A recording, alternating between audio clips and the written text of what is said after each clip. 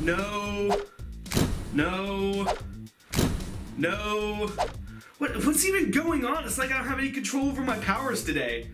Come in. Hey, what were you doing yesterday? Yesterday was my day of rest. But yesterday was Wednesday. Bitch, I picked my own day of rest. What do you want? So you didn't see the new hand trap? Let me guess, it's an actual hand trap. Another one, can you believe it? I predicted those so long ago, and I memed Larvae Moth support into existence. I mean, like, if I didn't know any better, I would say that Konami watched. The hand trap has Infinity on it. That's it. That's it. I'm calling them. I am calling them. I am sick and tired of this happening. Well, good luck. I'm taking Panda to YCS Atlanta. Okay. Okay, here we go.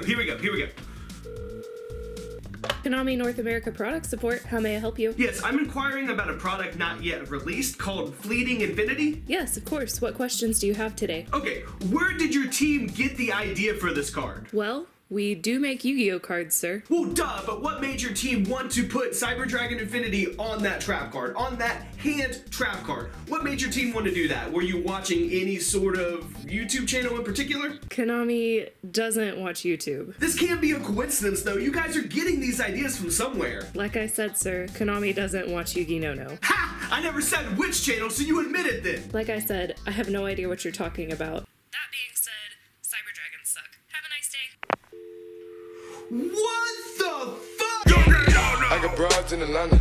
Alright guys, today we're going to be going over the Cyber Dragon Infinity card that I sadly was not able to go over yesterday because it was my day of rest. Even Yu-Gi-Oh! Jesus has to rest, okay? But I'm going to get right into reading this effect because I have a lot to talk about, and in order for me to talk about it, I need you guys to understand what I'm talking about. So, we have Fleeting Infinity, which is going to be like our next hand trap card, and it's going to be coming out of Flames of Destruction. So the set after next, and other than being a hand trap card, it is a normal trap card, and its effect states if you control no cards, you can activate this card from your hand. And its effect reads, the actual effect of this card reads, target one face-up monster your opponent controls. That monster's effects are negated until the end of that turn. If this set card is activated also during that turn, the effects of other spell and trap cards in the same column as this card are negated. And let me just get this column thing out of the way really quick. I have been very vocal in the past stating, and I still do not like the whole column mechanic. I'm just not a fan. I do acknowledge that it adds an extra level of strategy to the game, and it makes for trap cards like this one in particular to be not so broken, you know what I mean? Because it only affects cards in the column. It doesn't really affect cards. Like if it said like all spells and traps during that turn,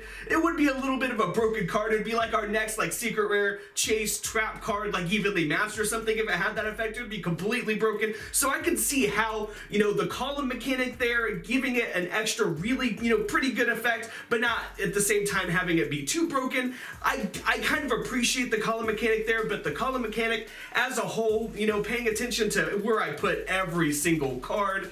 No, I play Yu-Gi-Oh! For fun, guys. I don't play there to sit there and nerd out with a bunch of dudes for 18 hours while I wait on them to try to figure out what move they're gonna make and what move I'm gonna make.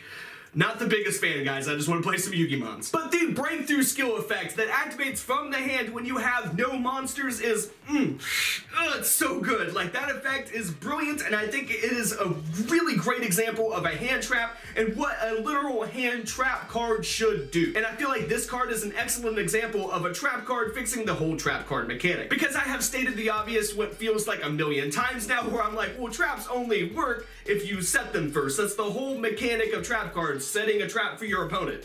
That's just how traps work. That's how they've always worked. You need to go first. You need to be able to set them before your opponent does something. That is the inherent flaw of trap cards, and that is why we have been seeing less and less trap cards in modern competitive Yu-Gi-Oh! Because decks are getting faster, combos are getting quicker, and we can't be bogged down with trap cards. We need play extenders, we need go cards. And when you think about it, the past couple of years, like decks that play a lot of trap cards have been just kind of anti-meta decks, or, you know, Paleos, for example, which are just a trap card deck. And Paleo and Yosenju and Evil Swarms and I don't know, like Statue Barrier, you know, Barrier Statue decks, those decks are all really good decks, but they have to go first, especially because of the massive trap lineup that all of those decks play. So competitive players don't migrate towards those decks because they have the same glaring flaw, and it's just the trap cards. That's really what it comes down to. Because it doesn't matter how powerful Skill Drain is, for example. I mean, that is a fantastic card. It's one of the best trap cards in the history of Yu-Gi-Oh! But it does not matter how powerful Skill Drain is for you you have to have it up before your opponent. You have to have it set before your opponent does something. You have to go first, and that's the flaw. You can't win the die roll every single time. So following that logic, you can see how in the competitive metagame, players as a whole have migrated away from trap cards. Not completely, I mean, not absolutely, but for the most part, we're not playing, you know, a whole lot of main deck trap cards anymore. And Konami is not completely oblivious, guys. They see this. They see that people aren't playing trap cards, and they don't want to have, you know, one of the iconic mechanics of their game just go away. So what do? What do they do with trap cards? They modernize them for the current competitive format. And they created this beautiful piece of art trap card with Cyber Dragon Infinity on it and everything to fix trap cards.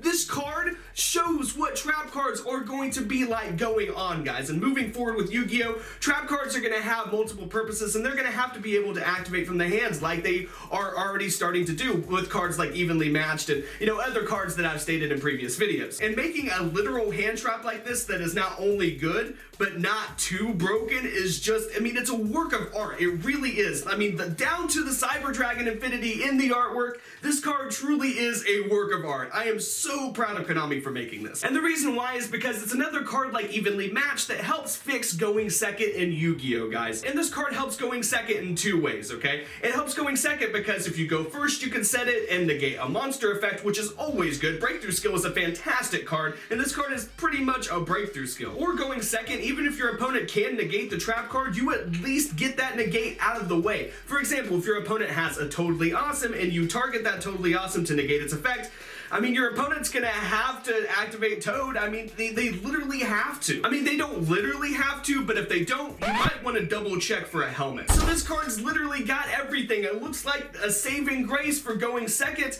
and it looks like a saving grace for decks that like to go first, like Evil Swarms and Yosenjus and, you know, other decks that I named off earlier, like, you know, Barrier Statues, etc., etc. I mean, pick your anti-meta deck. This card is a saving grace for those decks as well, because now they don't have to fear, you know, and like roll for their lives to win the die roll. They don't have to worry about it as much. They have a card that is active going second or first. It's so good. But this card does have a potential flaw, and it's not a flaw that's going to be, you know, obvious from the card text, but it's more of a possible flaw because we will have to see what Konami does with this card, because this card is very, very good. I mean, it is not evenly matched, but it still has potential to be a secret rare, possibly. I mean, Konami will make anything into a secret rare. Let's be real. Konami is a business, guys. It doesn't matter which card it is. If it has potential to sell and they think they can sell a lot of boxes by making any card a secret rare, they will make that card a secret rare, guys. They will do it. They don't even care. And don't quote me on this, but secret rares are the hardest things to pull from a box of Yu-Gi-Oh cards. So you guys know exactly where I'm going with this. You see the low supply and the high demand, so therefore the card will be expensive if it is made a secret rare. So that is the only potential flaw in the card that I see, is that if Konami makes it into a secret rare. Other than that,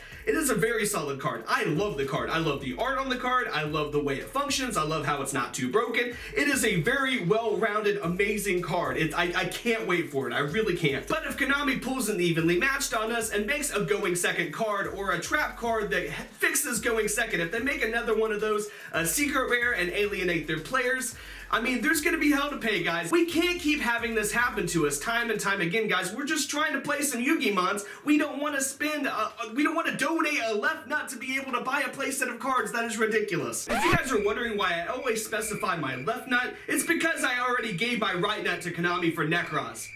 And it wasn't the best choice I've ever made. Players just want to play Yu-Gi-Oh! And play the decks that they want to play, and they don't want to automatically lose because they lose the die roll or they can't afford cards. I mean, pick either one of those reasons, guys. Those are two big reasons why players don't play Yu-Gi-Oh! Or they'll just play casually and not competitively, or they won't go to locals and pay for tournaments and stuff. They feel like they can't win unless their deck goes first or just gets, you know, a really, really good hand or something. And that's because they have to pay a lot of money for cards to, you know, improve their hands to get better cards. What I'm saying is, it's just this vicious cycle that really needs to stop. Players need to be able to have access to cards and access to cards sooner. Not when they decide to reprint them 6 months later, 9 months later, 1 year later, 2 years later, whenever they decide to do it. Players want access to the cards early. They want really good cards like this to be in lower rarity so they're more accessible, so that they can play Yu-Gi-Oh! And have fun like they want to do. I mean, I see a lot of players actively trying to play Yu-Gi-Oh! And trying to get good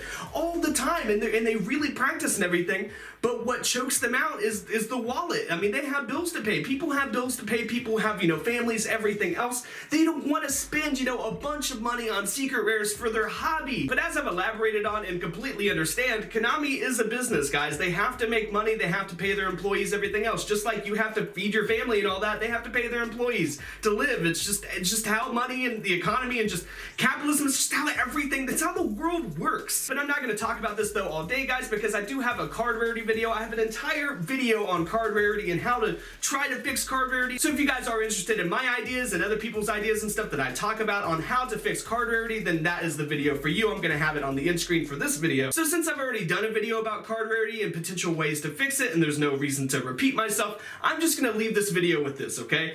Konami, please, please, please, please don't make this card or any other card that fixes a mechanic in Yu-Gi-Oh! A secret rare. You need to stop doing it. You need to have players have access to easy cards that fix mechanics in the game that they hate so that they'll keep playing. It's just that simple. I mean, we'll chase after secret rares if we're interested in building a deck, for example. It's okay if you may chase secrets. Make the best card in a deck a secret rare, in a new archetype a secret rare. But don't make generic cards that we all need secret rares. Please stop doing it. And please stop taking my ideas without giving me credit.